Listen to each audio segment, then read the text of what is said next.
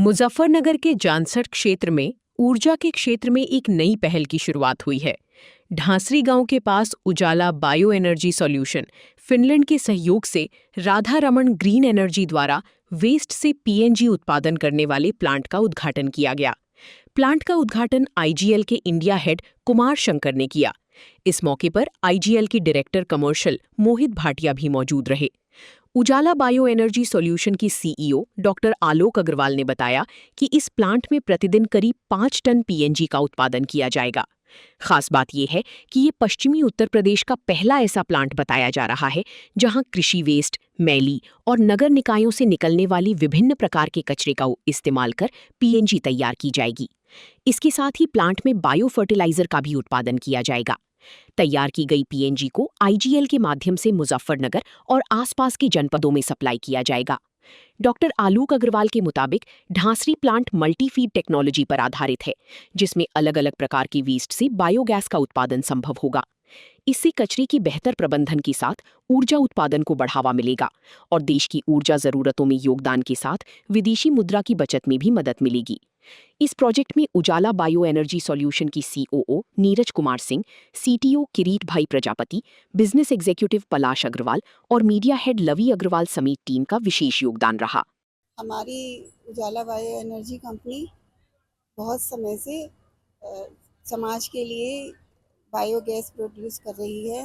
हम लोगों की जगह जगह इसके प्रोजेक्ट लग रहे हैं। पश्चिमी उत्तर प्रांत में ये हमारा इस तरीके का ड्राई टेक्नोलॉजी का पहला प्रोजेक्ट है और इससे पहले अम्बाला में भी काफ़ी बड़े स्तर पे ये प्रोजेक्ट चल रहा है और बरेली में भी प्रोजेक्ट आ रहे हैं, मिलक में भी है, इधर हमारे चरथावल में, पुरकाजी में, सब जगह काफ़ी प्रोजेक्ट हमारे रनिंग में हैं।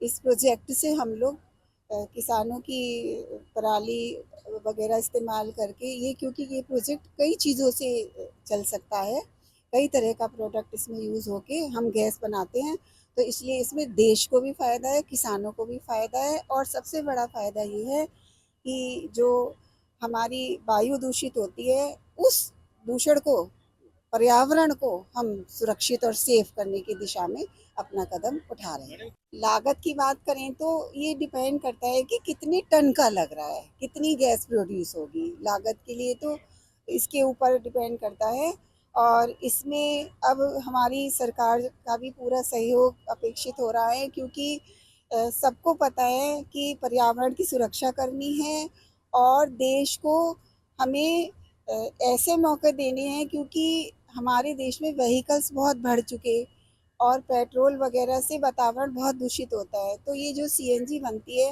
ये वातावरण के लिए सेफ है और हमारी सीएनजी घरों में भी जाती है और पेट्रोल पंपों में भी जाती है। ये हर तरीके से बेनिफिट। पश्चिमी उत्तर प्रदेश का ये ड्राई टेक्नोलॉजी का पहला प्रोजेक्ट है।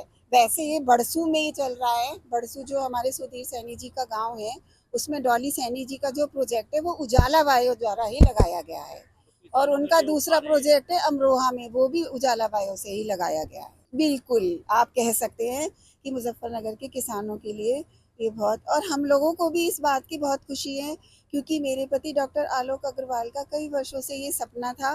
बायो की दिशा में वो बहुत काम कर रहे थे कि अब एक ऐसा प्रोजेक्ट यहाँ लाया जाए कि जिससे देश को भी फ़ायदा हो, मुजफ्फरनगर को विशेषतः फ़ायदा हो और मुजफ्फरनगर का नाम हमारे देश की लिस्ट में अग्रगण्य रहे।